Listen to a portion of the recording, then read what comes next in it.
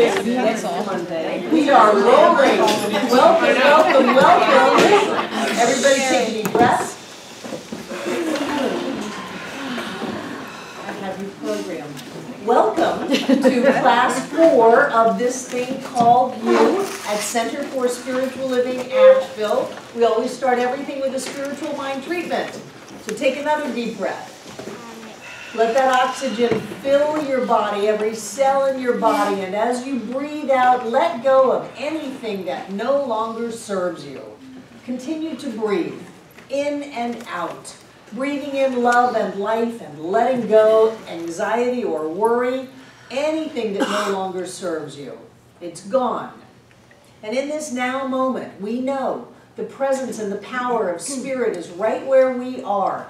In all things, as all things, beyond all things, the creator of all things. It is all life and all light, all love. And out of that magnificent, glorious God stuff, we came. We are made out of the light. We are made out of the love. We are made perfect, whole, and complete in every way. Everything in our lives are in perfect order. The light shines brightly within each and every one of us. And as we remember who we truly are, our world reflects that back to us. So I claim for each and every one of us bodies that are vibrantly healthy, more money than we know what to do with, relationships that are honest and intimate and filled with love, and success that opens up before us and takes care of all the details. I know that this is our divine birthright, that life is a gift that we have already won. And all we do is say yes and move into gratitude. Gratitude for the opportunity to be us, to have this day, to have this center, to be with all of our peeps. I know that we are blessed, and I know that it is so, and together we say, and so it is. Wonderful. Someone help me remember to turn this thing on. Turn that thing on. Yes. Okay. Here we go. We are recording. Wonderful, wonderful. Okay, we are in class 4 of a 7-week program. So this is the halfway point. And I'm interested in how you're doing. I'm interested in how you did last week. It was a longer process than anything else that we had done up until then. It was actually 16 minutes of being under. That was after the relaxation and before I had you take a breath and start to come back. So it was a very long process. And you all assured me that you were grounded and fine and everybody's floor was stable. So I'm just checking in to see how you were last week, how was it on the ride home, and how your week was. Excellent. Excellent. Amanda had an excellent week. I don't know where Amanda is. She had an excellent week. Oh, who said excellent? Linda. Oh, Linda. Linda had an excellent week. I had an awesome week. Oh, that's funny. Who else? Who else? Did anybody lose the road or the car driving home? Good. So who else had some kind of just a sense this week, an experience this week? April. I know. I've already told you that I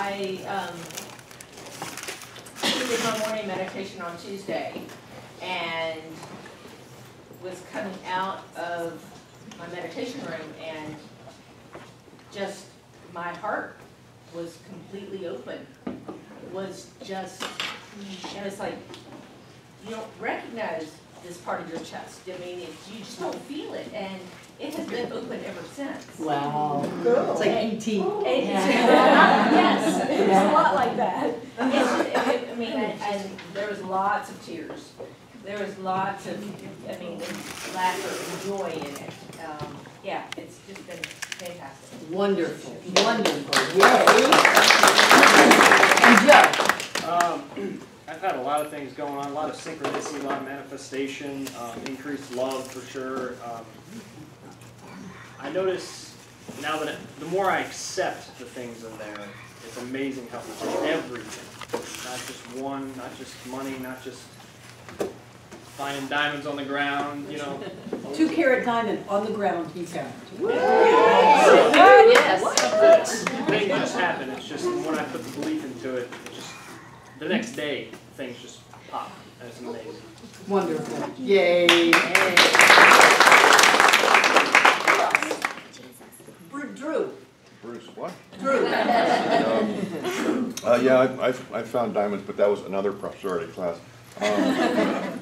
Tough time.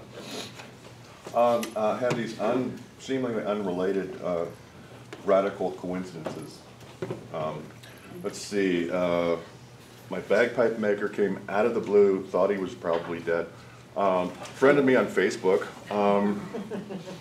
The pipes that he gave me, that I've been searching for the maker of, found the maker of, found the date of. 2 other strange coincidences going all together with it, and it's just like, oh, I'm in the zone. Oh, yeah. Zone. I'm in it. Oh. Yay. Wow. Just. Yay. Michaela.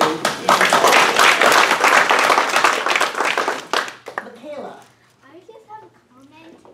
We are all Jesus reincarnated. We are all Jesus reincarnated? Yeah. You're right. Absolutely. Who else? Wonderful. What I am expecting of you is that you're in the zone, that things just fall into place, that there is serendipity and synchronicity, because you are vibrating at a level that has the law of attraction, or whatever law you want to call it, operating in your life, demonstrating on the outside the wonderful feelings that you have on the inside. And so notice that, look for that, acknowledge it when it happens, and take it back to that feeling that you have when you turn out the lights and you go to your special place. Is anybody watching on the internet or listening to the video of the process over again? Oh, yeah.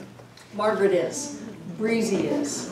Wonderful. It's on the website, and you can just go and kind of fast forward. You can see when it goes from light to dark, you know that's after the break, because Devon puts them together in one file. It's something about having somebody be able to listen and watch it in a faraway place with very small bandwidth.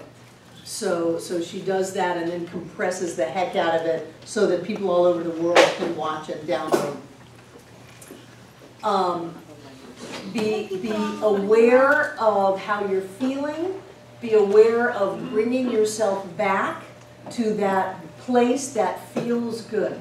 Because remember, you were not created to suffer and struggle. You were created to feel good. You were created to feel loved and safe and blessed and joy-filled and happy, and all of those wonderful things. Before we move on, I want to just do a little bit of housekeeping.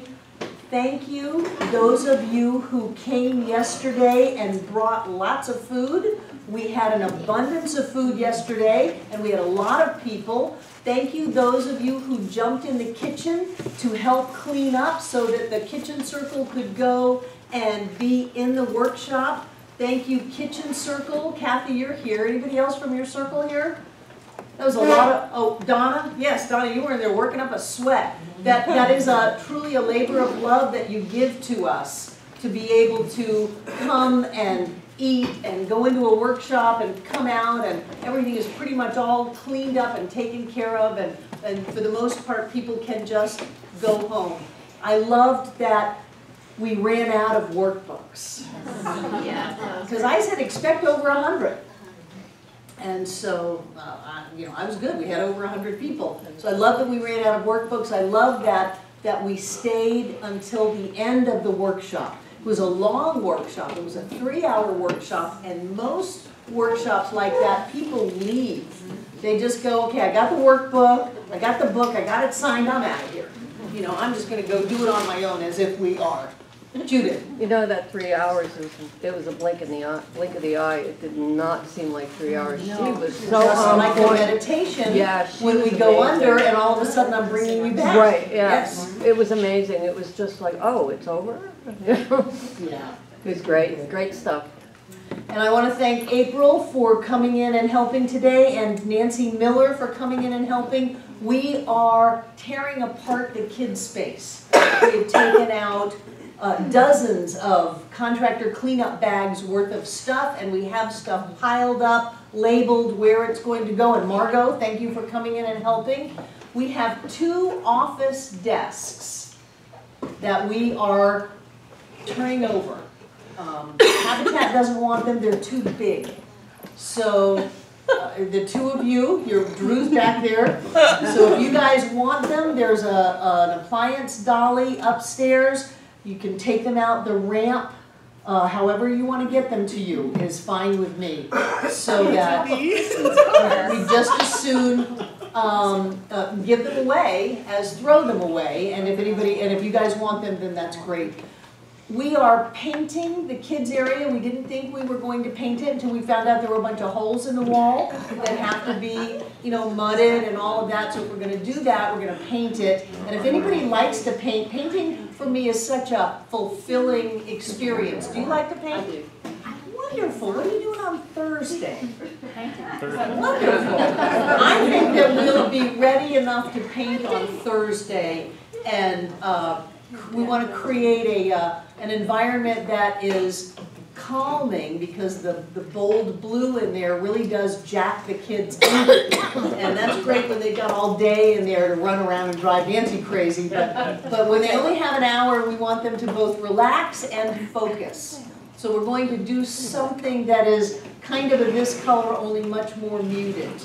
So it'll be a light, beigey, clayey, maybe a little yellow in there, kind of a calming but focused. This color was specifically designed for you to stay awake, stay alert, and focus. And not only did we design the color, but there are specific essential oils in the paint on the wall that are designed. There's rosemary and orange and lemongrass that help you focus and helps your brain work so that you're getting the information that is being presented to you. For the kids, we're going to just drop all kinds of lavender. A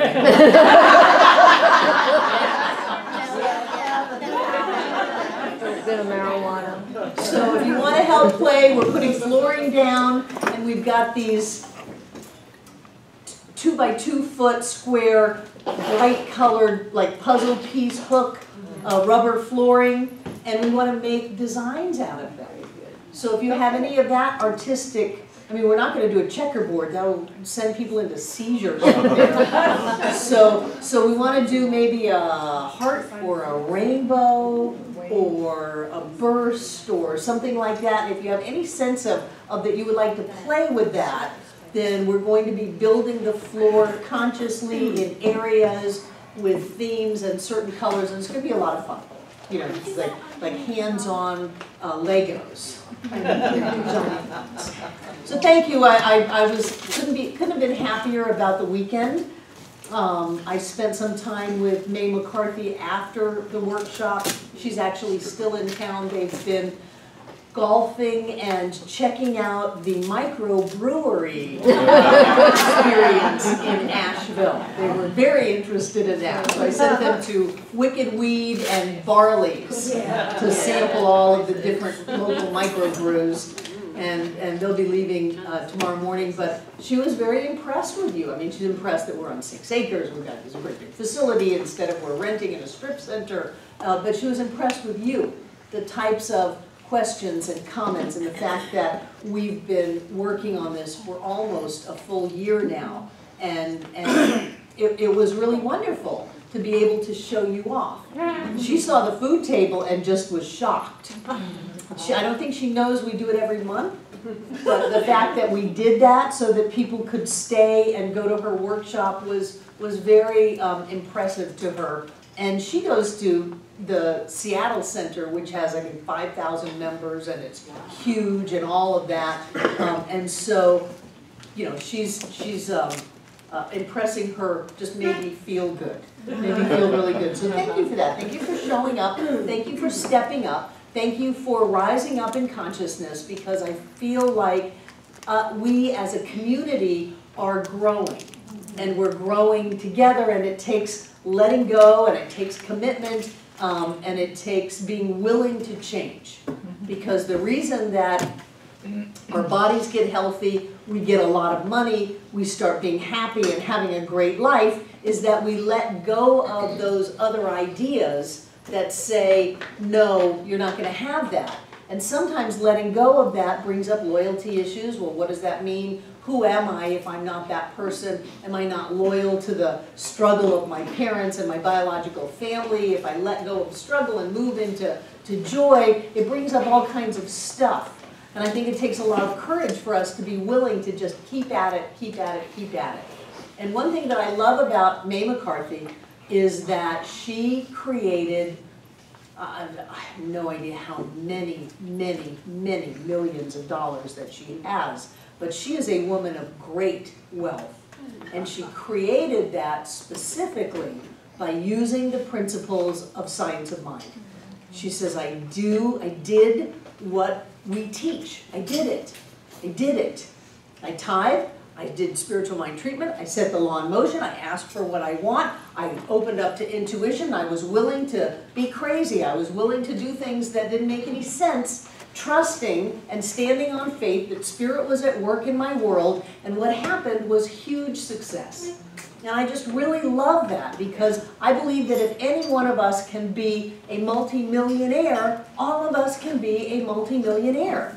I have a business card that I'm thinking about printing. It says, Barbara Waterhouse, multi-millionaire minister. I remember 10 years ago I was at a minister's meeting in Monterrey, Mexico, and we had like a little open space where people speak about what's important to them, and then people gather, and we had like 100 ministers. You kind of go find a nook and talk about it. And what I said is, I want every minister in this movement to be a millionaire. I do not understand the poverty consciousness that permeates a teaching of prosperity. Well, I had one other person that wanted to talk about that. And so I just think that it is our spiritual job not only to get happy, not only to have the best day ever, but to learn how to demonstrate more money than we know what to do with. I think that that is the next step for us. So I'm excited about it, and I want us to move there. I want us to move there. It just fascinates me that when I bring these kinds of ideas up amongst my peers, I'm the black sheep. I love you, Barbara. You know, it'd be like saying, I want us all to be able to treat for someone for a healing and have it demonstrate. That's okay, that's great, but it'd be as if I said that and people go, oh, no, I don't want to talk about that, I don't want to do that. So when we make that jump to having money, you know, the Mormons do it. The Mormons have gold-plated trumpeters, angels, on the outside of their temples. I don't know what they have on the inside. And every Christian Science church that has ever been built was built paid for. They didn't build it unless they could pay for it. It's just a consciousness. It's just about opening up to the idea that says, yes, we can. And all of these things in this thing called you address our self-worth so that we can lift that and go, well, yes, I deserve that. I can have that. I'm precious to the Most High. I can have anything. And then all of a sudden, things start to fall into place. Blair. I was just going to say, you mentioned Mormons do that. Two of the houses that I clean, the biggest houses that I clean, they're both Mormons. Right? And Mormons tithe. Yes. They tithe, and they send a Mormon accountant in to look at their finances to make sure they're tithing appropriately. It is not an option. And one of the things I love that Mae said, that she said, I tithe. I always have tithe. I tithe as easily as I brush my teeth. That as soon as I get any money, and I tithe on it. And I was thinking of Lynn Villa. She tithes like Lynn Villa. Boy, Lynn Villa's motto is, don't let the sun go down on your tithe.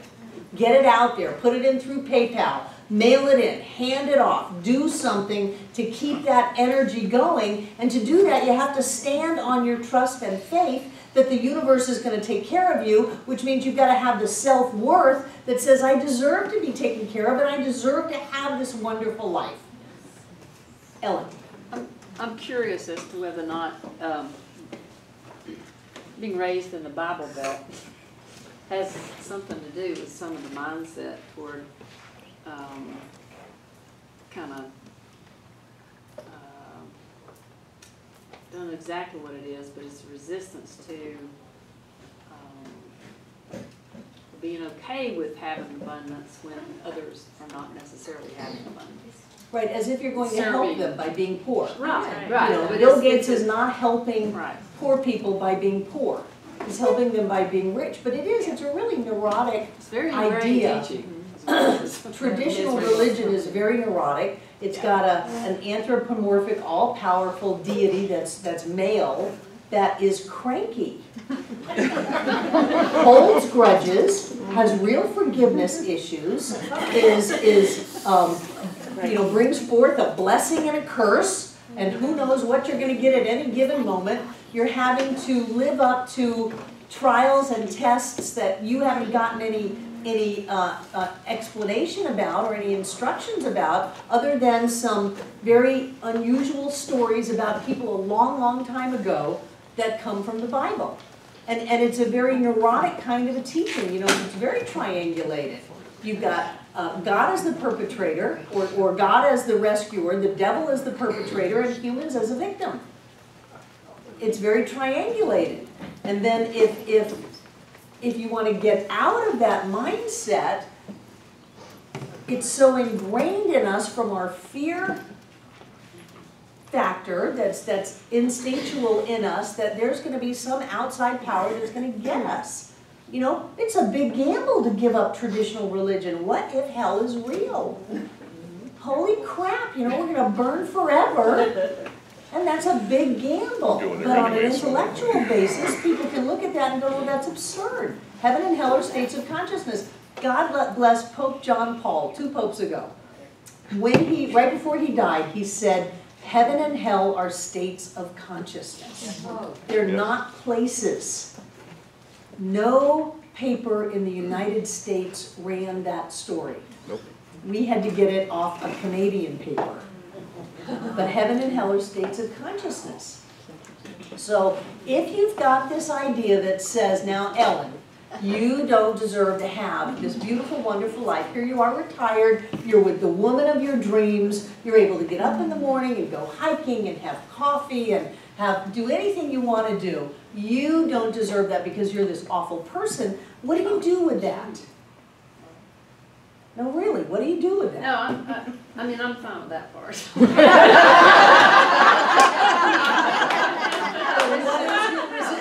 a weird thing. I think, having grown up, my grandfather was a Baptist minister, and so we ministered to people in the community. And if they were in hard times, we gave them stuff, and we did things for them, and all that kind of stuff. And it was a good thing. Mm-hmm. So how did that translate to you don't deserve to have anything? I don't know, because when I was reading this about you don't rob anyone if you I love that celebrate passage. your good. Yes. And I was like, ding, ding, ding, It's just like something that's breaking a myth. It's breaking something that's living up to the idea that it's okay that you're prosperous and it's not like you're putting it in everybody's face kind of thing. Go ahead and put it in people's faces. Oprah does. Everyone has a car today. Look under your seat. Everyone gets this. Everyone gets that. Yeah. So one of the things that Mae McCarthy brought up that we haven't given a lot of freedom to in this community, however it seems to have become unleashed, is what? Did anyone catch it? Denials. Denials. We have not focused on denials because if you don't follow a denial with an affirmation, you are creating the denial. But it's in the book. Mae talked about it. She had you write a denial. Yeah, it was big for me. So what might be a denial for you, Ellen? Well, being that my goals were related to completing tasks and being on time. No, about how you deserve to have it. Oh. This thing that you brought up. What's a denial to address the part of you that said, I shouldn't have because other people don't have? Well, it would be that I deny that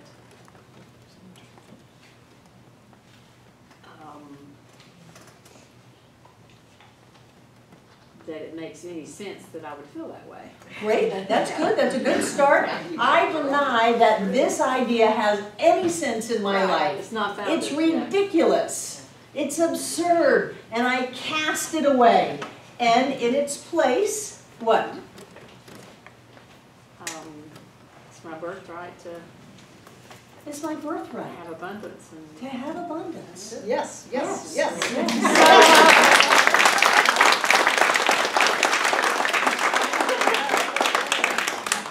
I deny any thoughts that my prosperity in any way takes away from anyone else. You just had to.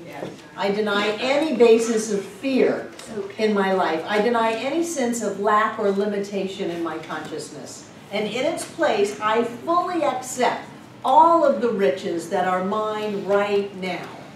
You've got to finish it up with an affirmation. What denials have you found in the book that you particularly like? I know some of you are highlighting them.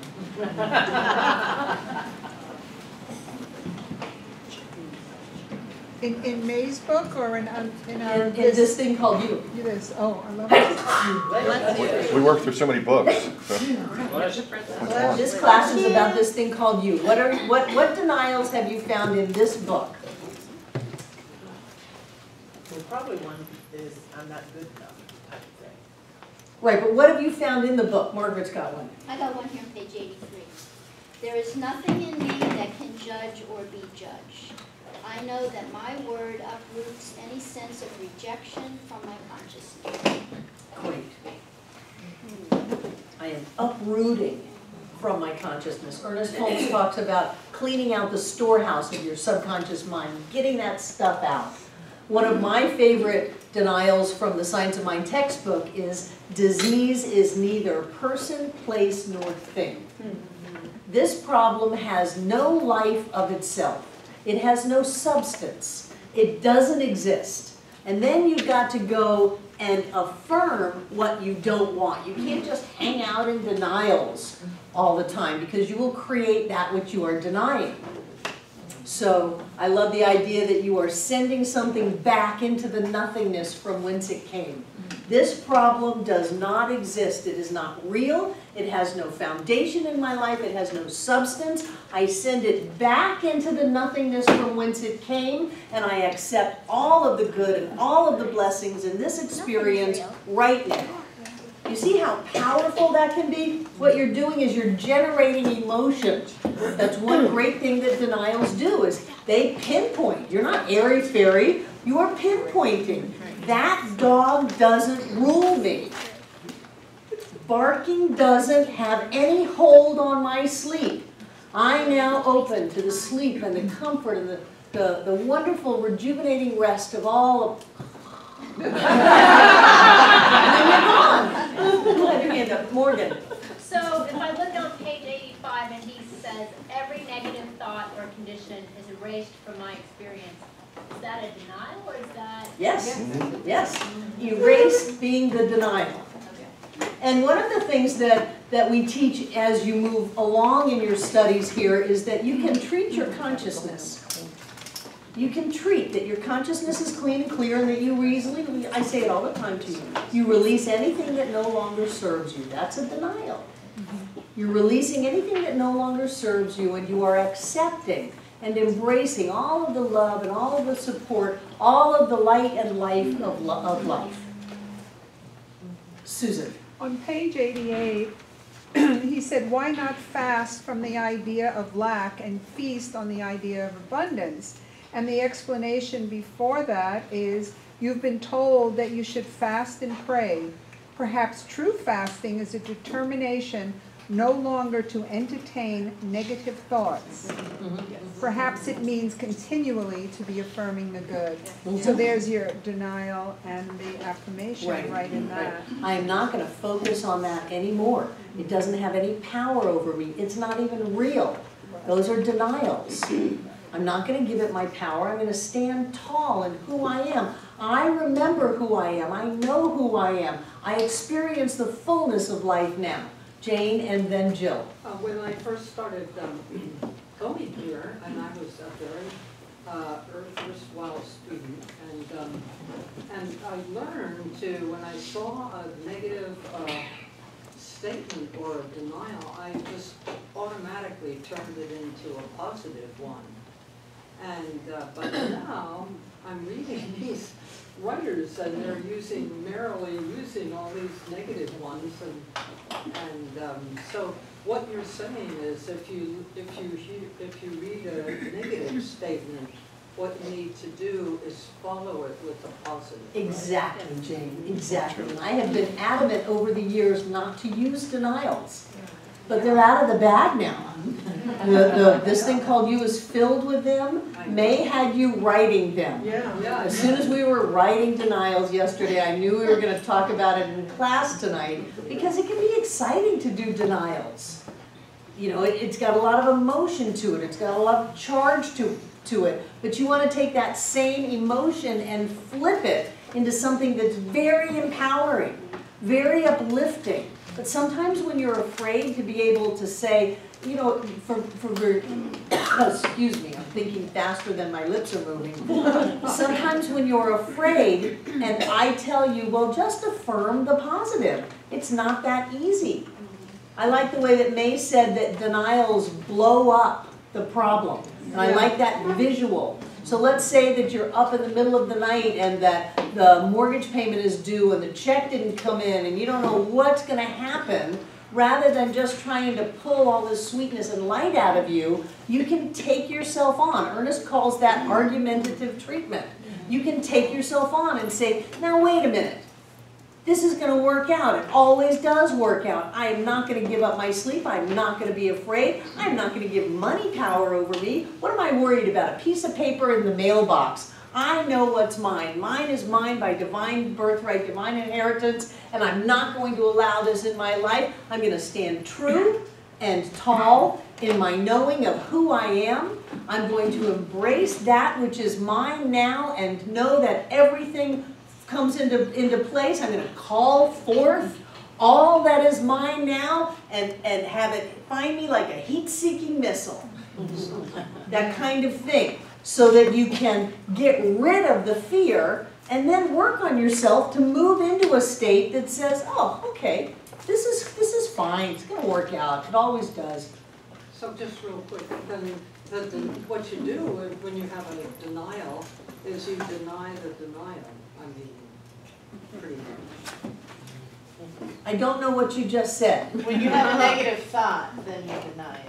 Is that well, sure, you can. That's treating your consciousness. That my conscious is focused on the positive. I release any fears. I release any limited beliefs. You just turn it into you deny it by turning it into a positive. Exactly. Exactly. Thank you, Jill. I know in Science of Mind, spiritual mind treatment has 5 steps. Well, John's do. Yes, but somewhere along the line, I don't think it was your class 30 years ago, or maybe it was in Atlanta when I took classes there, but there was a step of denial. I know. That's the old RSI one. Okay, so that's we're not supposed to do it that way anymore. Well, no, that's what I just said. Cat's out of the bag, everybody. Okay. You know, if you're going to do denials, let's learn how to do them. Let's talk it out and make sure everybody's clear, especially since this thing called You is filled with denials. Ernest only did 3 steps. Ernest only did 3 steps, and he did all of his treatment silently. Yeah. Interesting. Drew. This was the piece of the equation that I was missing. This denial and destruction. I deny and follow up with 3. Good. Because that fear-based, whatever, anything that's coming up, anything that's, you know, that rushes up, that keeps you from moving forward, keeps you from doing your good work and your good things, it just blows it out of the water. And that's what I was struggling with. And this whole technique, this thing, whatever it is, science of mind stuff, this part of the equation is so powerful. It congeals everything else together, and literally nothing stands in your way. Great, and that's where you want to get. We are using words to do something that has no words. We are using a thought process to get us to a place where we are not thinking, we are knowing. And if we're blocked by some kind of a negative belief system, and we can just take it on and say, you have run me ever since I was a child, I am not going to be afraid of you anymore, I will not, remember when I said I decided I'd rather die than keep living that way? I will not live under your fear thumb anymore, I will rise up. You have no say over me, you have no power over me, I will not give you that anymore. That's good stuff. That's like therapy in your head. You know, it is, it's good stuff. Who had their hand up? Susan. I like knowing that there's an emergency measure, and the confrontation of the denial of no and what you just said and what you enacted, for me personally, is really good in instances to be confrontational and say no and get back and get away and whatever it is, and this doesn't exist and I'm not going to be a part of it. Right. So for me, it's really good to get into all of that. It's and like, then not hang there and then just right, and keep it moving. Keep it moving. Keep it moving. Don't forget to keep it moving. If you're going to play with denials, you have to keep it moving. But really, you get to where you start looking at things like a shadow in the light, and you go, well, this is ridiculous. There's no substance to this shadow. There's no form. There's no ability for it to hold its shadowness. It's just a shadow in the light. The only thing here is light. Good. Yes, Jane? I wish when I was a little kid, and I had a very difficult father, he did a lot of stuff. I wish I'd known then this whole thing. I think we all wish we had known then, whatever the then is, what we know now. Melanie? I like when May was describing the rational mind. It's kind of like the rational mind is that one that pipes up and wants to convince us that this is real when it's not. It's not. It's just not. And that's what spiritual practice gives you. Meditation gives you that. When you do that on a regular basis, it just gets very clear that this is not real. This is not real. We are in the world, but we're not of it. We're functioning, we get gas, we do what we need to do, but this is not real. And we can sense that. That's why this is such an intuitive teaching. And it's very difficult for people who aren't intuitive by nature. A traditional Christianity is more of a sensate teaching. You've got things to hold on to. You've got a cross, and you've got blood, and you've got the body, and you've got communion as very touchy, sensate kind of thing, where we get together and we go, no, none of this is real. And people look at us like, you are out of your mind. Yes. You're just out of your mind. What do you mean this isn't real?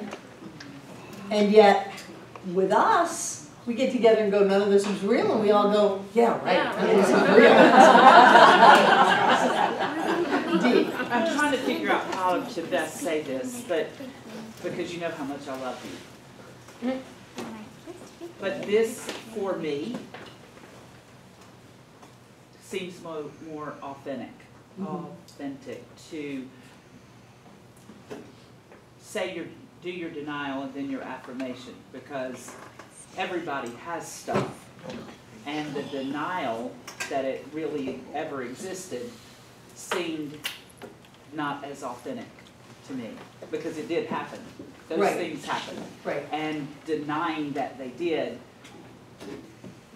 it really, I mean, you know, everybody has stuff. So that was real at the time. And to not be able to acknowledge, thank you. Sorry. No, I appreciate it. I'm having word finding my whole life.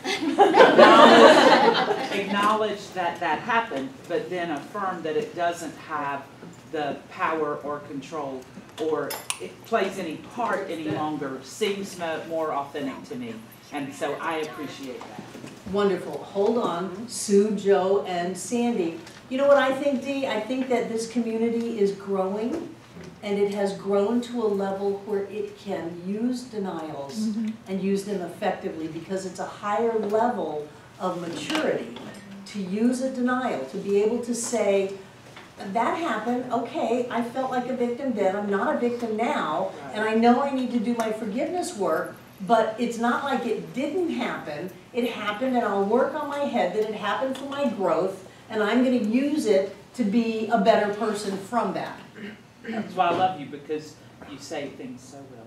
But don't you feel that we're growing? Absolutely.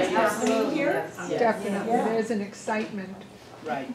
There is, there is. I feel it not even just here, I'm sorry, I didn't raise my hand, but everywhere. You don't have to be sorry, you are perfectly yeah. No, she needs to raise her hand when she has something to say. Mama loves you. That's not real. Yeah, the hand is not real.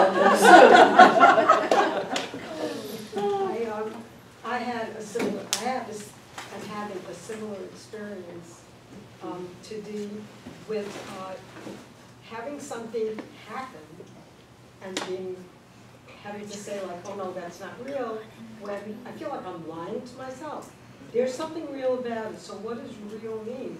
You know, it feels like it happened. So I really appreciate being able to state that, you know, it's there, it's not going to be driving the bus. It did happen on some level because I felt it, and yet it is not going to be like in charge of anything. But to say it just didn't happen never did work for me. It made me feel like I was lying to myself. Well, great. Maybe we are about to jump into some serious denials in this room. Feeling this change in reading the book and what you just said about, you know, we're growing. I really appreciate that because I really resonate with that. And it's allowing me to take something negative and get it out of the darkness rather than saying it doesn't exist. Bring it out into the light, because in the light I can work with it. Wonderful. That's beautiful. Everything's pretty much been said that I was going to say, so it's... Sandy? I think I'm kind of along the same lines with Sue as far as I like how she said to go ahead and deny what is filling you up. You have to deal with it to be able to let it out so that you're open to receive what you're supposed to have. Right. Great. Great. Maybe we'll start therapy groups too.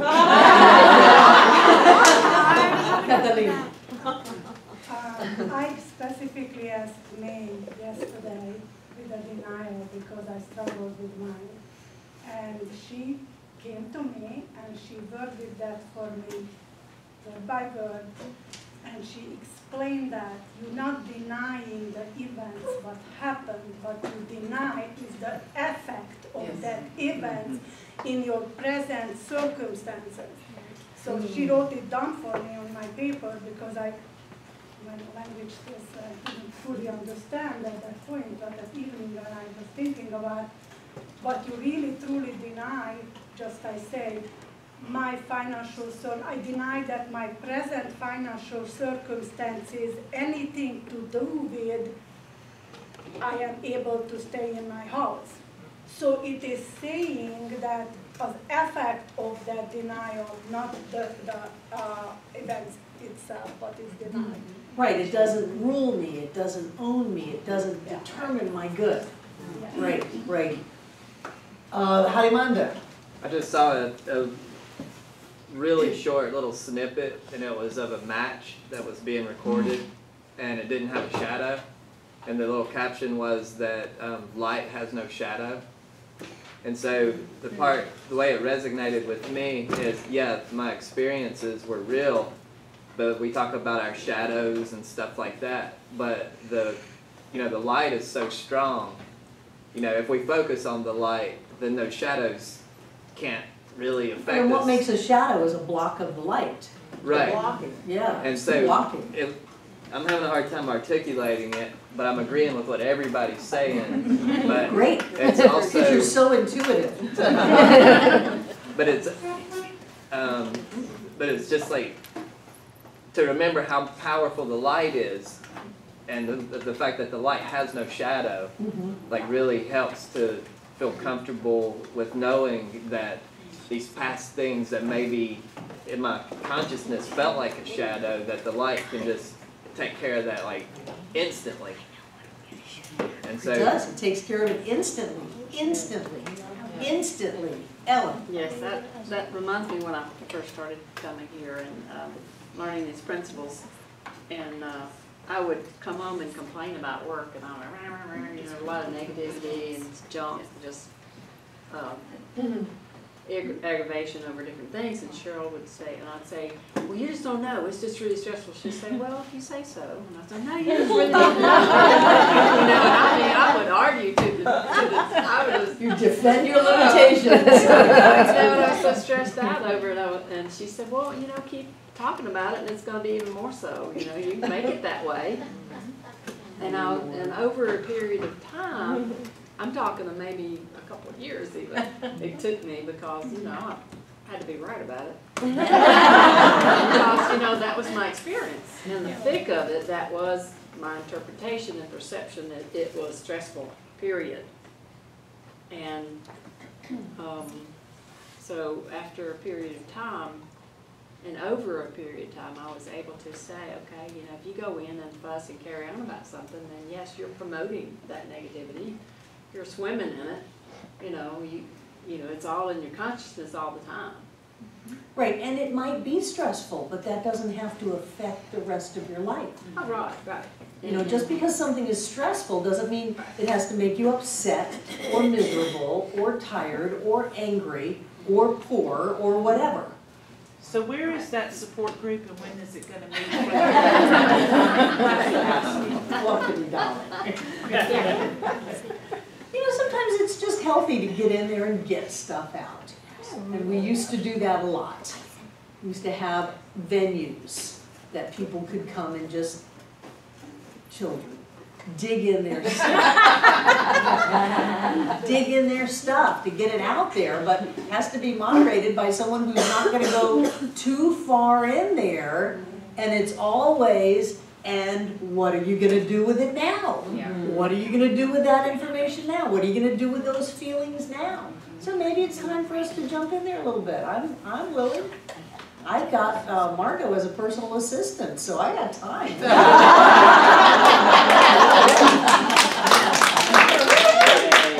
Hey, Margot! Morgan. So I guess I kind of feel like these denials are a little seductive in the sense of the emotion that they bring. So when you say flip it, you make it sound so easy to flip it to that positive emotion, but me personally, I guess I don't feel... Fear. Fear. Fear. You do not own me. You do not rule me. I will not live under your thumb anymore. The intensity.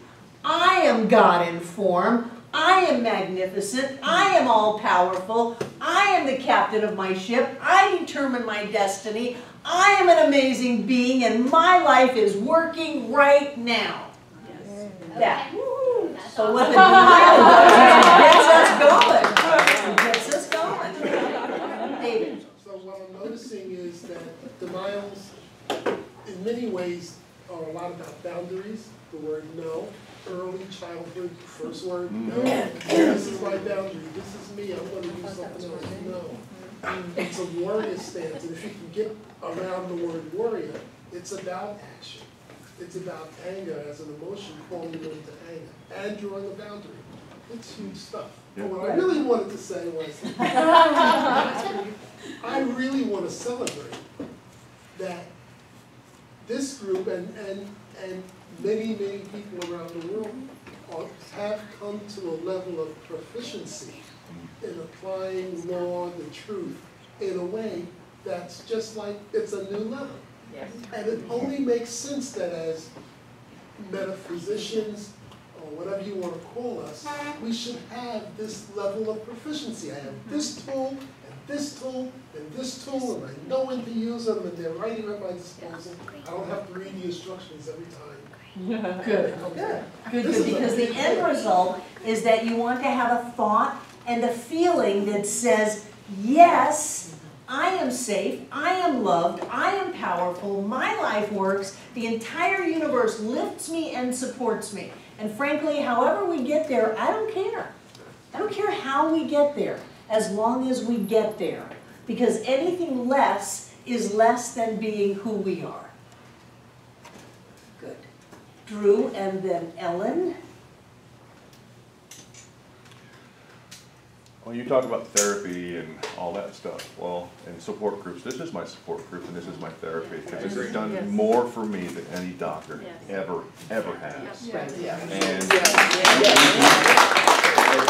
group and other groups around, we have literally gone through barriers and barriers and barriers. And if we were a volleyball team, we'd be going to the nationals. Wonderful, thank you, Ellen. And so,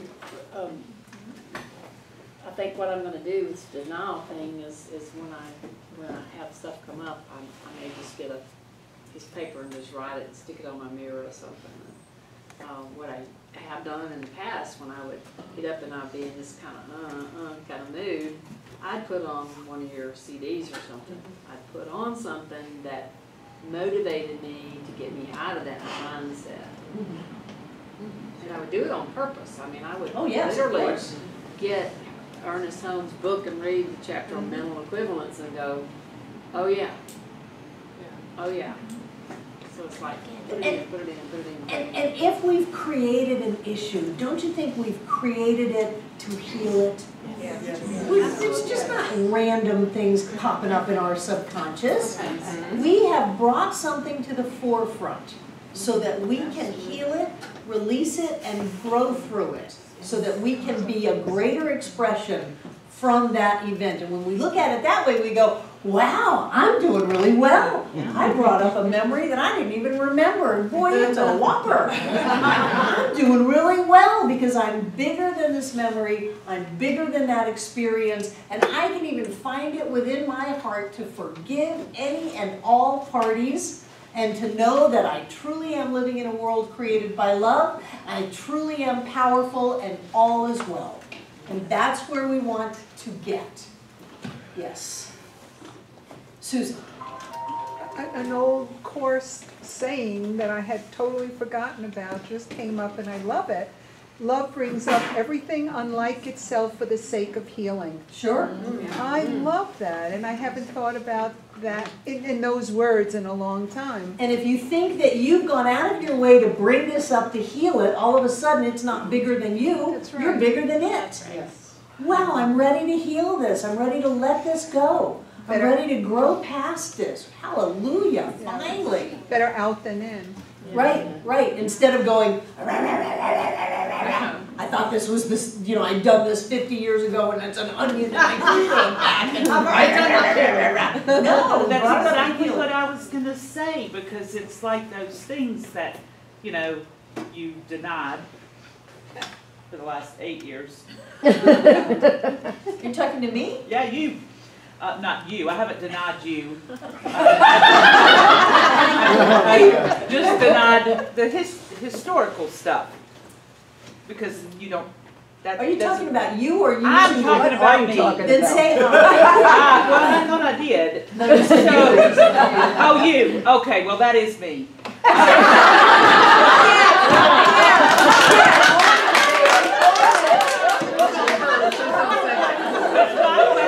Actually, before she said that, going to be, and then you said in your reply, how many times do you have to feel like you have addressed and healed when you, and gotten over and done your forgiveness, and then it comes back up when someone says the first thing that a child learns is boundaries. And boundaries, you know, if you didn't, if there weren't, you know, if boundaries were. So how many times do you feel it? As many times as you feel it. Well, but yeah, I guess the frustration is you know. That memory does not rule you. It does not own you. And you are bigger than it. Yes, whatever it was happened, but who you are is a magnificent spiritual being, and you are bigger than your experiences. You are bigger than anything anyone ever did to you. They could not take you away. Wow, what an amazing woman Dee is. Yes.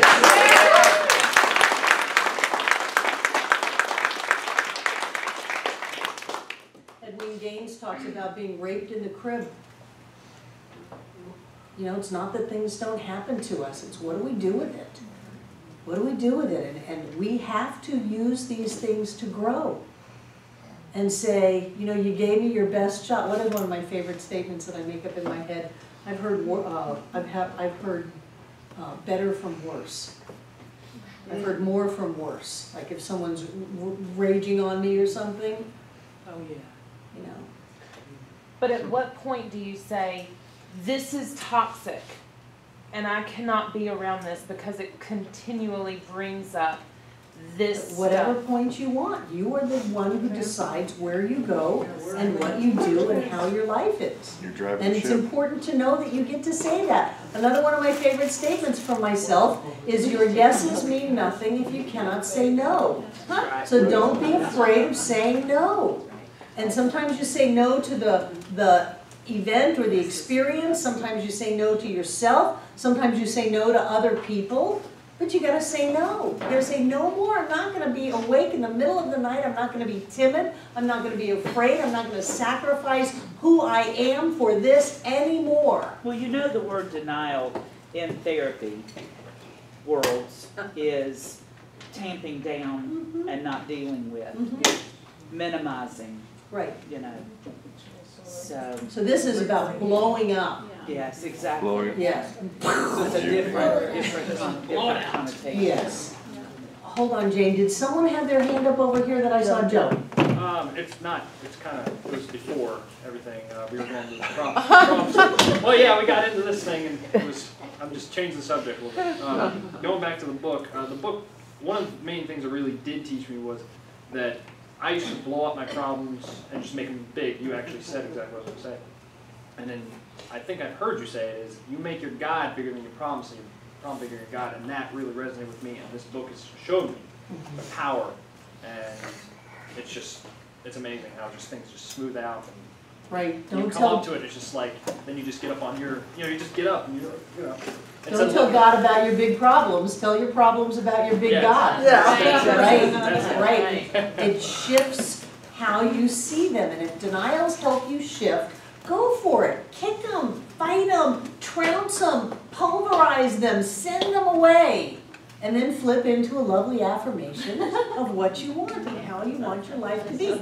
Jane, and then we're going to close this part. Okay, I'm turning away from the thing that's aggravating me. That's, I think, hopefully that'll work. It's not working with my cat. It's been really annoying. And so I start getting angry at my little cat. It does work with your cat. Turn away from the upset. Stop being upset with your cat. Or get rid of the cat. Well, yeah, but he really is aggravating me. You are allowing yourself to be aggravated. Now, this is something that's coming up to heal. Maybe you free associate, when have I ever felt this kind of aggravation, and you go to something that's much more real than a cat, work on that. But otherwise, you are giving all your power away to the cat. And I just think you're better than that.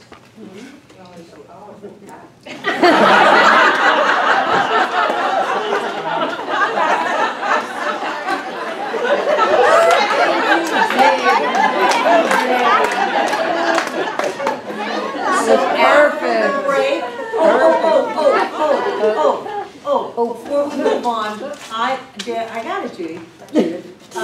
Before we move on, I want to acknowledge Deb Thompson. She just got back from walking the Camino.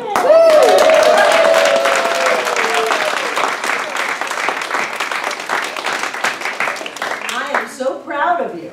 I am so proud of you. I do not know that I would do that. I might bail somewhere along the line. I know you can, hire cars. I think don't they kind of come by you and go, hey, you want to ride? Yeah, they do. Yes, they do. I'm just very proud of you. You set that intention. You had a lot of help and treatment that your body carried you through, and it did. Thank you. So take out what you're going to give.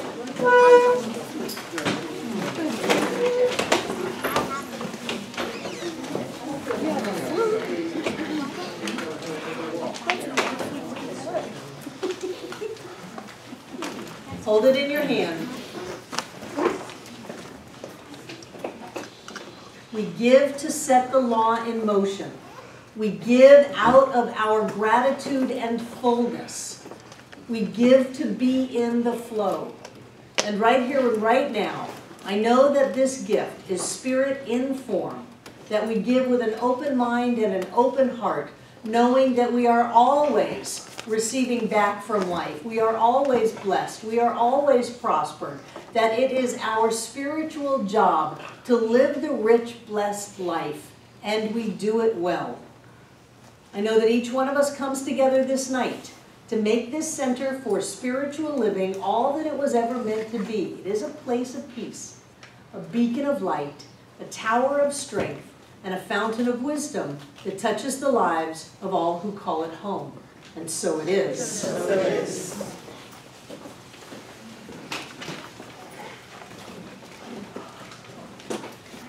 So I'm thinking about changing the way we pass the baskets. I'm kind of doing this on the fly.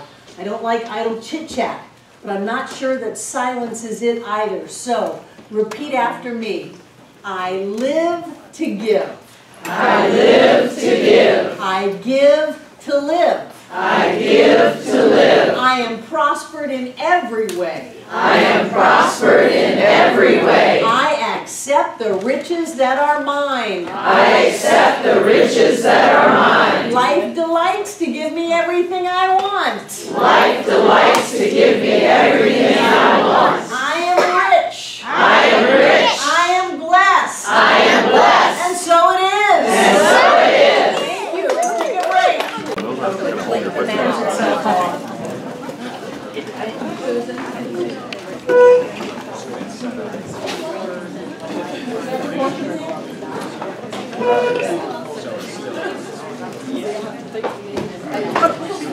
Yeah, just push the in button.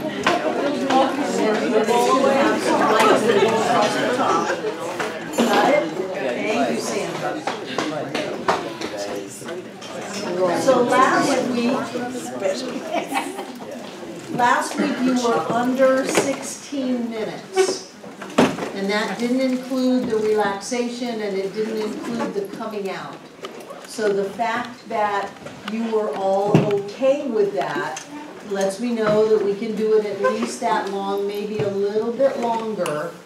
I don't want to go too far too fast because it's really important to me that you come back at the end of the process.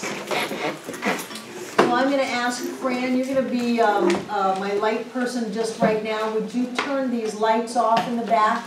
Just one, easy, easy. One, okay, and now another one. And now another one. There we go. Thank you, Fran. Yes. Becca, will you turn the light off in the women's restroom? We have the air conditioner off. We have all coffee pots off. We have the dishwashers off. The only sound that may come through is if the water cooler does its little cooling thing. But if that happens, just be okay with it and everything is fine. I want you to know I'm really proud of you. That this is a special group of people. And you're doing a lot of work. I can tell by the energy. So, good work. All is well. Remember, there's nothing really to do in the process. You can listen to my voice or not, as is your choice. Michaela, I'm going to ask you that you stay still wherever you land. So find a place to land and then stay there.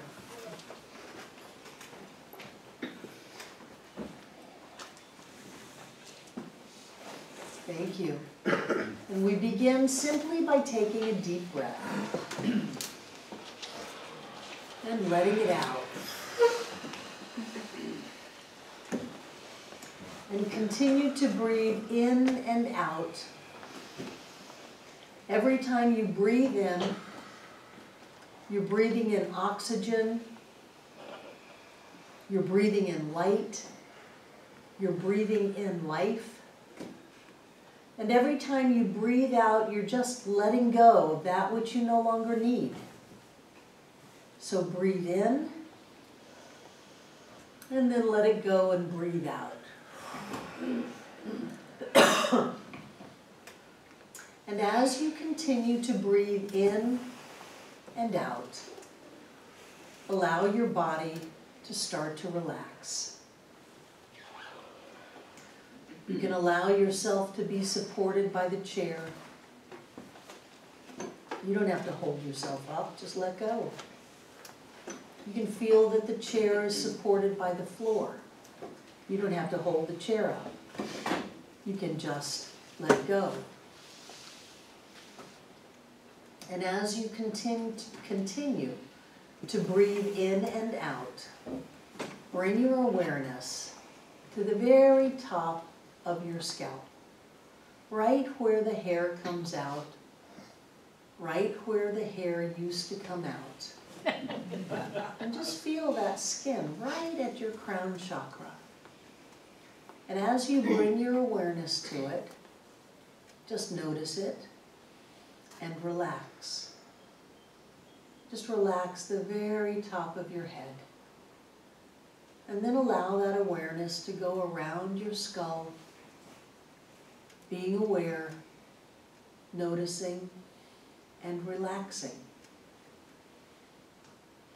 You can relax your brain. Just notice it and relax. Relax your forehead, your eyes, your cheeks and jaw. Relax your ears and your face. Relax your tongue, your sinuses, and your throat. Just bring your awareness to it and relax. Nothing really to do but notice and relax. And now relax your neck and shoulders. And just notice, maybe there's something in your neck or shoulders that's tight. And if it's tight, bring your awareness to it and let it loosen. There may be something in your neck and shoulders that is wound up. Let it unwind. Something that you're holding on to, let it go. Let it wash out of your body as you relax. Relax your arms, your elbows. Relax your forearms and your wrists. And now relax your hands and pay special attention to your hands. Put them in white light. Acknowledge all the wonderful things they do, how flexible they are, how strong they are. Thank your hands for all the good work that they do. And relax. Relax your chest, your lungs, your heart, your stomach, all of your digestive organs. Relax your abdomen, your belly. Relax all of your reproductive organs. Just let your torso relax. And relax your back. Every disc, every vertebrae in its perfect and right place. All of those long, strong muscles, just let them relax. All the way down to your lower back. And again, if there's anything tight, let it loosen. If there's anything wound up, let it unwind. If you're holding on to anything in your back, just let it go. Let it wash out of your body. Just notice and relax. Relax your derriere, your buttocks. Relax your thighs and your knees. Relax your calves and your ankles and your feet. And place your feet in white light. Think about all the wonderful things they do, the way they support you and carry you, the way they're flexible and strong. Thank your feet for all of the good work that they do for you, and relax them.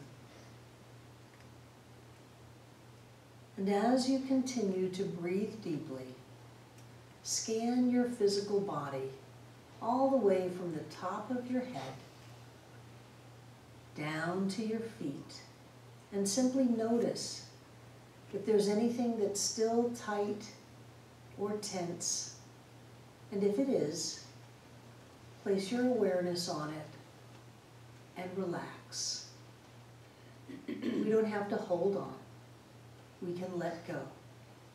We are safe. Feel how the chair holds you up, and feel how the floor holds up the chair.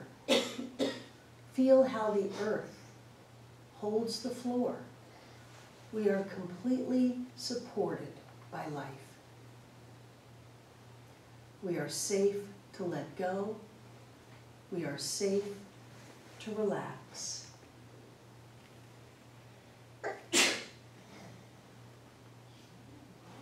And you can listen to my words or not, as is your choice.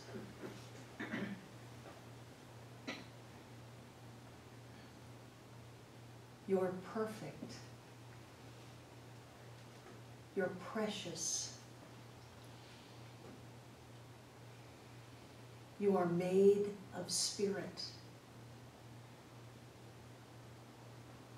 You are made of light. You are created out of pure love. You are whole and complete, just the way you are. You are a being of light. You are a being of love. You are precious to all life. There is a light that shines through you, that shines out into the world. There is a love that flows through you and fills up your world. You're perfect in every way. You are precious to all of life. You are whole and complete, just the way you are. You are a being of light. You are a being of love. You are the light. You are the love. You are held in the arms of love. Love wraps itself around you and holds you close. You are safe. You are secure. And you are loved. because you're perfect. You're precious. You are whole and complete, just the way you are, right here and right now. You are wrapped in love. You are a being of light. You are the light. And you are the love. This light flows through you and lights the world. This love moves through you and fills your world with love. Every part of your physical body is filled with light.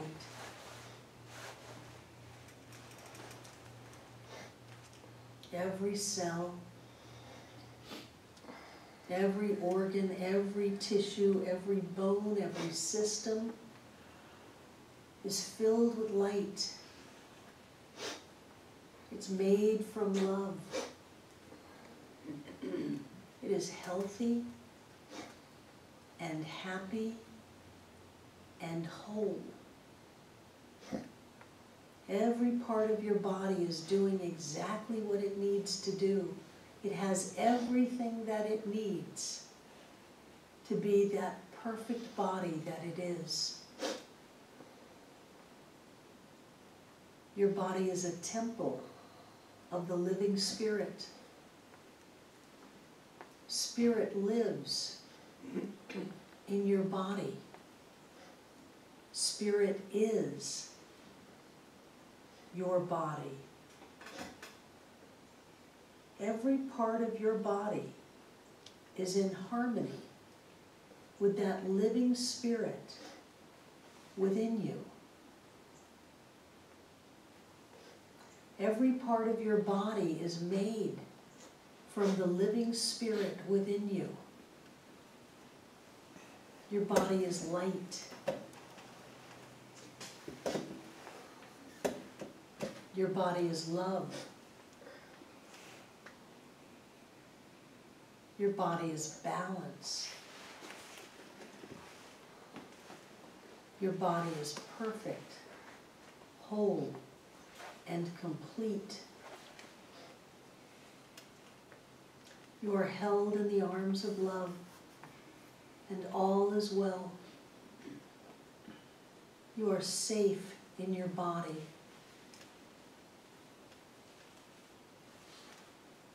As this living Spirit fills your body, moves through your body, lives your body, it heals it. It renews it. It brings it into balance and wholeness because you're perfect.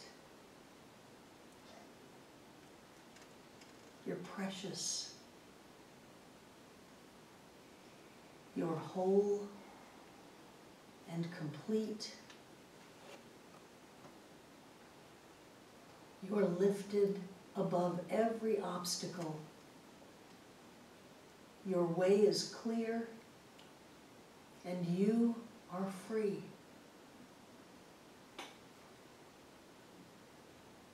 You are life. You are light. You are love. And you are free.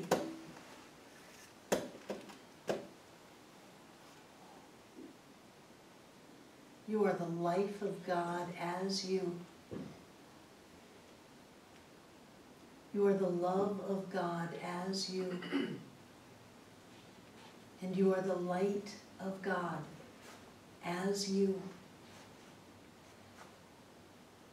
Be the light.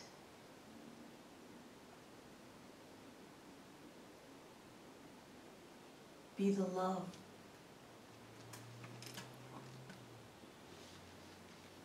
Be the life.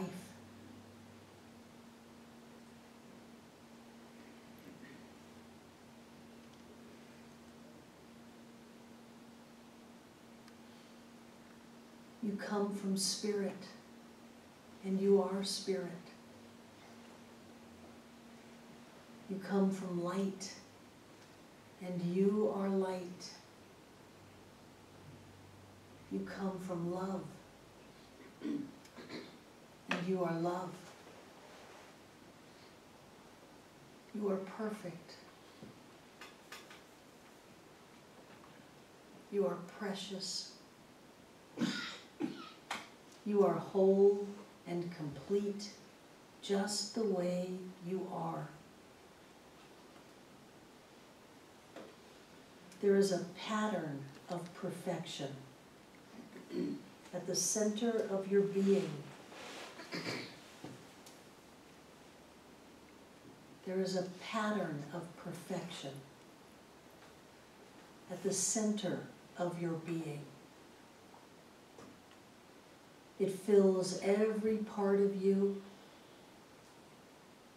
It fills every part of your life. It is who you are. It is what you are. It is spirit as you, perfect in every way, deeply, deeply loved.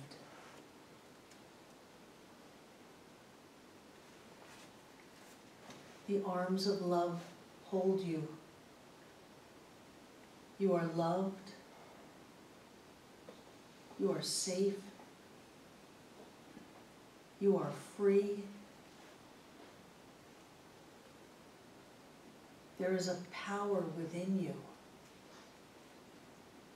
It is the power of spirit itself. It moves through you and brings back to you every good thing.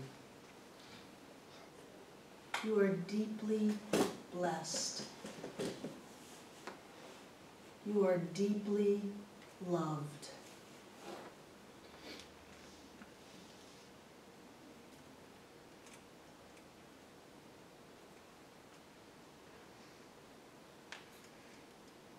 You're perfect, whole, complete, just the way you are. There's a pattern of perfection within you, goes out before you, and it fills your life. There is a power within you that brings every good thing into your experience.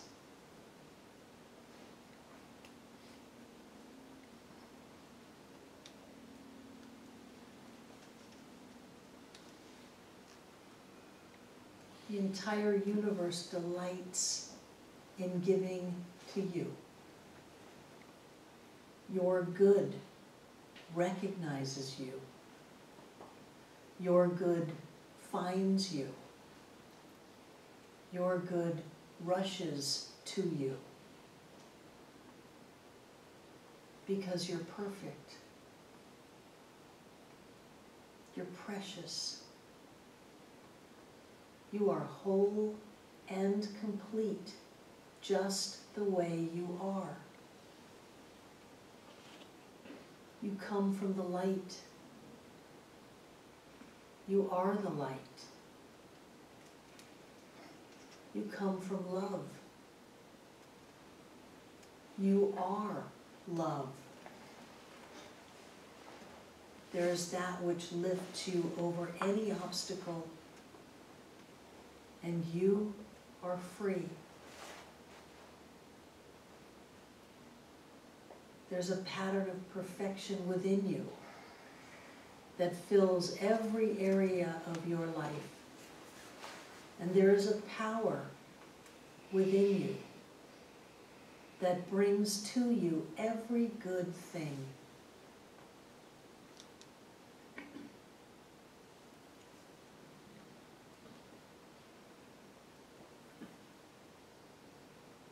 Today and every day, you expect good. You anticipate every good thing. You know that wonderful things are happening to you. Your life is an adventure. Everything that you do turns to good. Everything that you do prospers. Success seeks you out. Good flows endlessly into your experience. You are connected with all people and all events. Light goes forth from you and makes your way clear.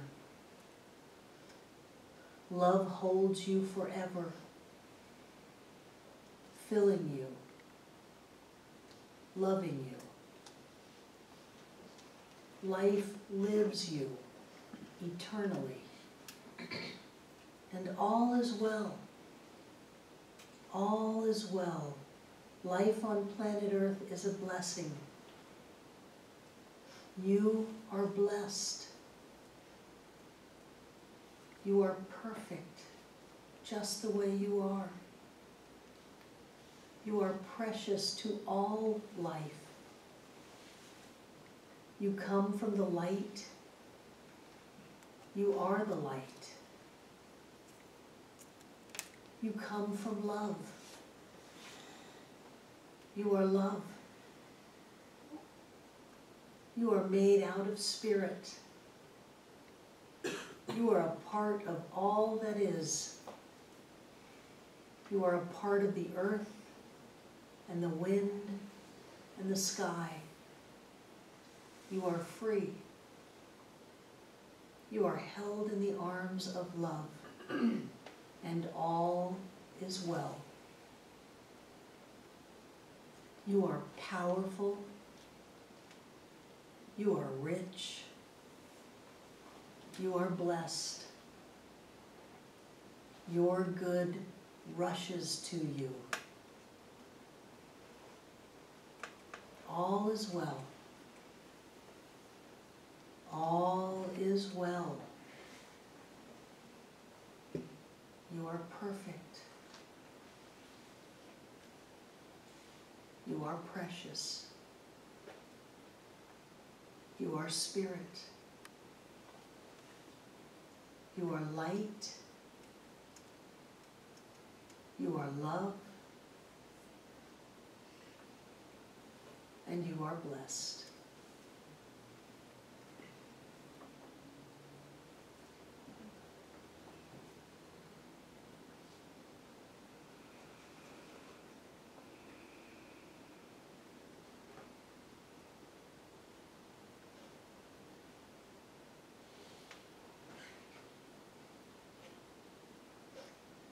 And ever so gently, bring your awareness to your breath. Be aware of the air as it comes in through your nose or your mouth. Notice that maybe it's a little cool. Ever so gently, bring your awareness back into this room. Feel the weight of your body. Feel the cold table, the chair under you. Feel your feet on the floor. Bring your awareness back into this room, back into your body, knowing that you can always go back to that wonderful place because it is who you are. It is the truth of you forever.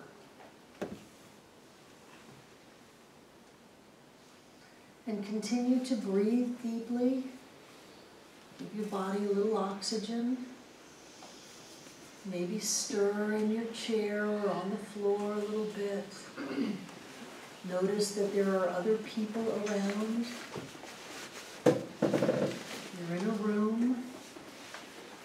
Bringing your awareness back into physical form. Back into your body.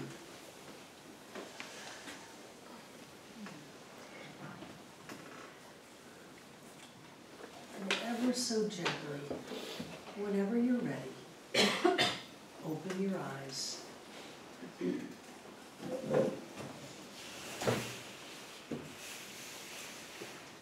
No rush. Your perfect timing is fine.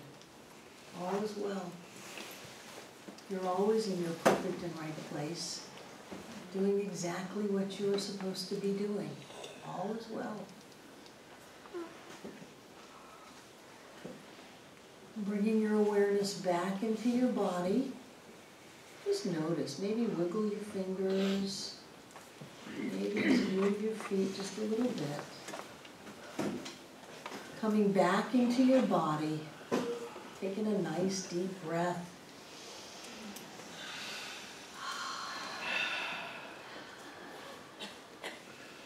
Feeling the chair, the floor, the table. And when you're ready, open your eyes. When you're ready, open your eyes.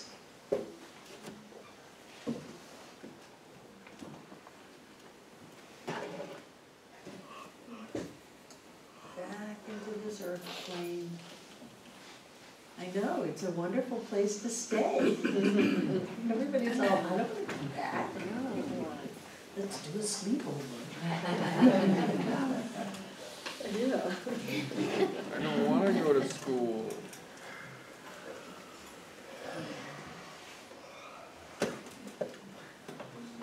So who feels pretty alert in the back of the room? Nobody. Would you turn the foyer lights on? Judith, what are you doing? I didn't ask you to, Judith. Who stood up over here? I'm talking to. Yeah, go turn the foyer lights on. Thank you. Come on back, Judith.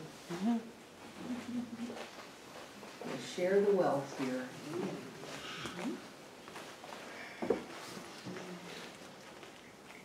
They're over by the other door on the far wall. There we go. There we go. That's it. That's all we're going to do for now. So come on back in, B. Part of that process has nothing to do with light.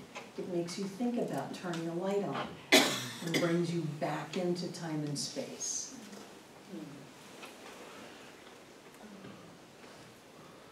So, how are you doing? Wonderful. Wonderful. Look around you, because I'm not seeing very well in the dark. And just tell me if there's anybody around you that still has their eyes closed.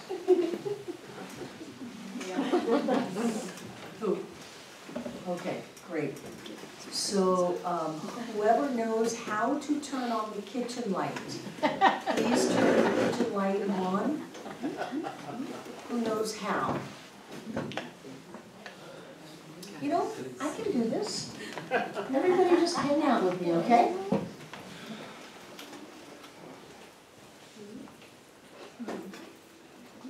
So Kathy, the lights are coming on. I didn't know that.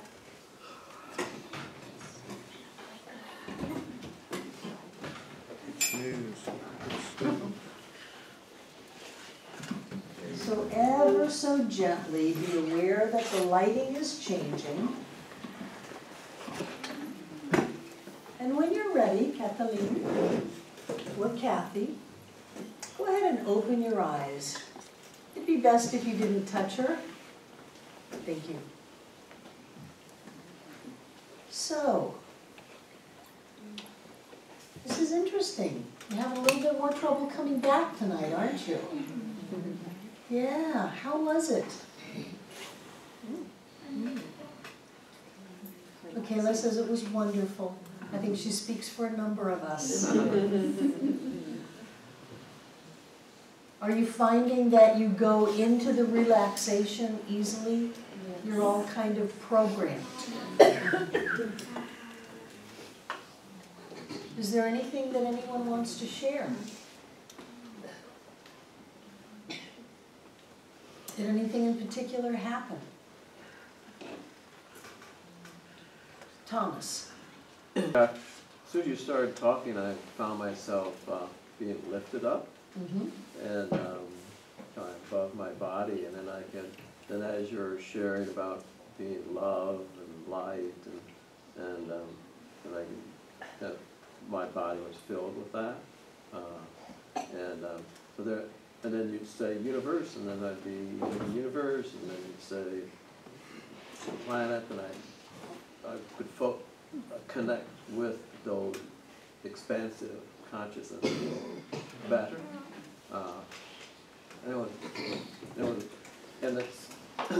And I thought, that was quick. And I thought you'd probably say it was longer than it was, but it seemed like a short time. Right, once you go into that altered state, you're out of time. Yeah. You're out of the time-space continuum, you're somewhere else. So yes, it can go by very quickly. That's beautiful. Nancy, did you have your hand up? Yeah. Nancy, Valerie, and Drew? I'm sorry, Olympia. I got this deeper sense of my inner core. Nice. Nice. Wonderful. Olympia. He said me? Yes. I felt the light, my third eye. You see those pictures where the light is shining on the third eye? And I thought, oh, that's what that feels like. I could feel it, and then you went into talking about the body being the temple, and then the tears just started to flow. And I see that third eye, and I'm like, yeah, that's what it feels like. Yes. Your body is a temple of the living spirit. Yes. Drew. I was in the midst of a stress reaction, which is common around people, groups, stuff, and I was fighting that off. And then when you started to talk, gravity increased like several atmospheres, and then I was light and just in the zone and just. You did that last week too. You just became everything. Yeah.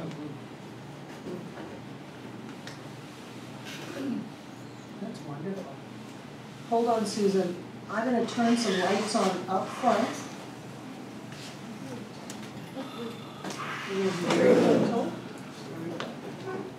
Susan. I was aware that everything you were saying, all of me was in total agreement. Like when you said, I am love, I am light, I am perfect, I am so loved, it was like, yeah. But in a really deep, deep way. Yes. Yeah. That's wonderful. Yeah. Yeah. Thank you. Thank you. Did you feel the arms around you? Isn't that wonderful? Wow.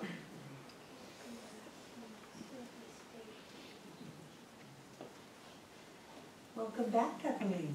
Is Kathy back? Good. Okay. Okay. How did you feel about the ideas that everything you do prospers? Yes. Everything that you touch is a success.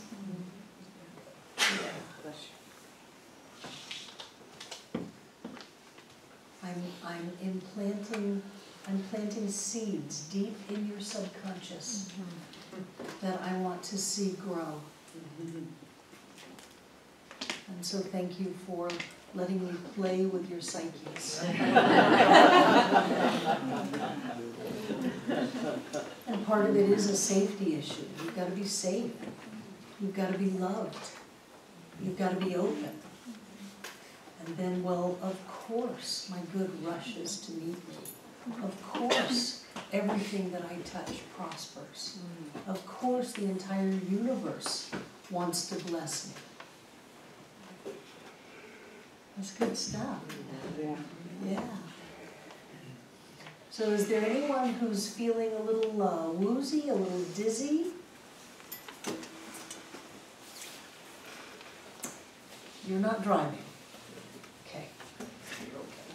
I'm feeling like maybe one series of lights. How do you feel about that? Ready. You ready? Ready. Okay.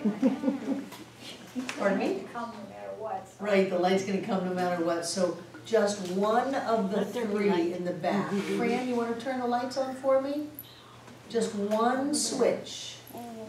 And close your eyes if you feel like you need that buffer. Thank you, Fran. There we go. And then you can keep your eyes closed for a while till you feel like you're ready to open them up.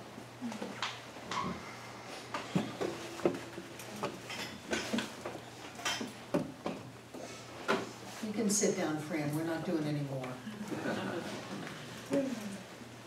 Is there anything else anyone else wants to share? Margaret. I was having a really fast spinning.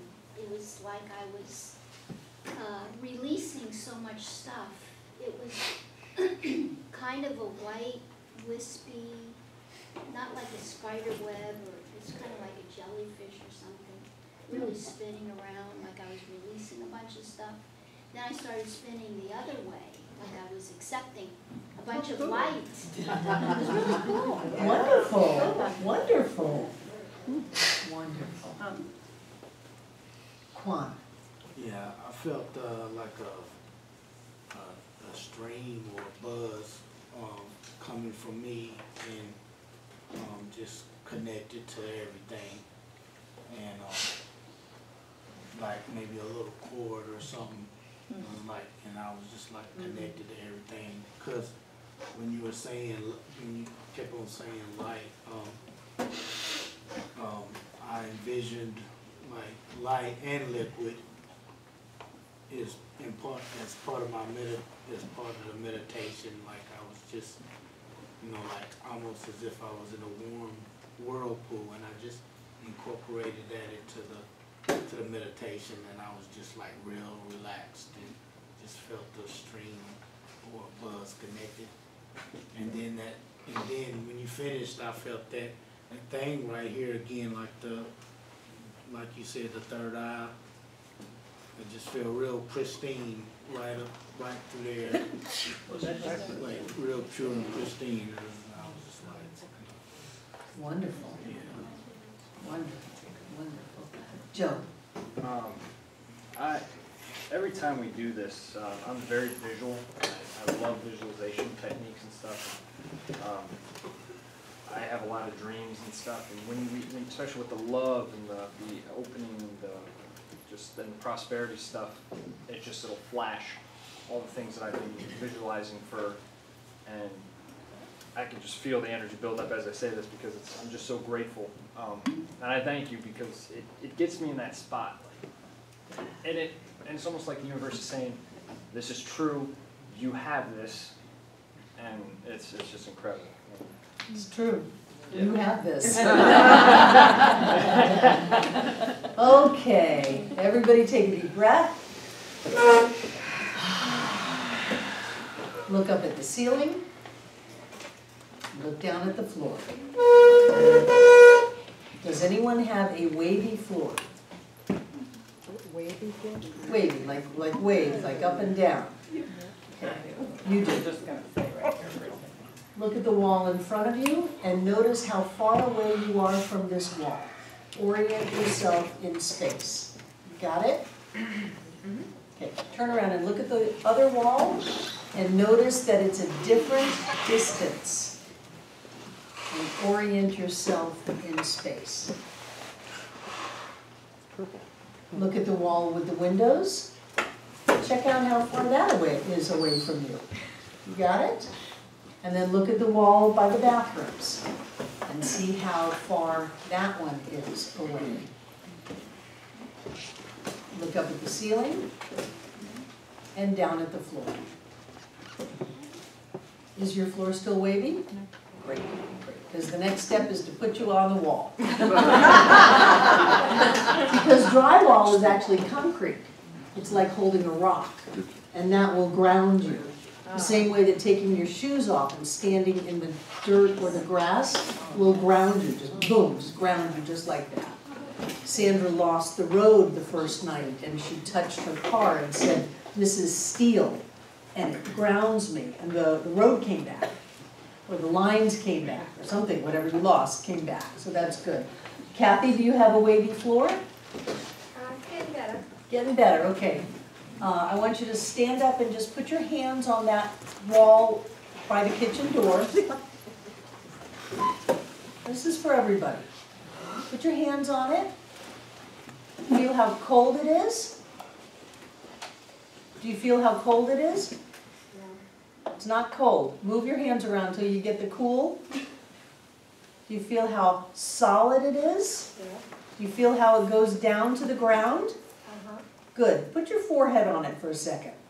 And just really get how solid that wall is. That is one solid wall.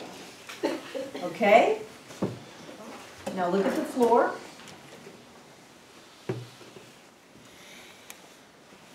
Kathy? Yeah.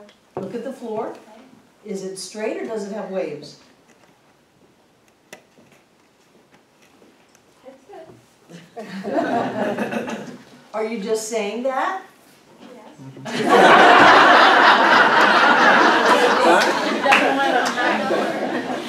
So Kathy, as you feel this solid wall, I want you to feel even inside of the wall, and the 2x4s in the wall are made of steel. There's steel right there. They go right down into the concrete of the floor. And the concrete goes right down into the earth. And feel that solidness coming up from the earth, through the walls, through the steel, into your hands, and your body is solid. Your world is solid.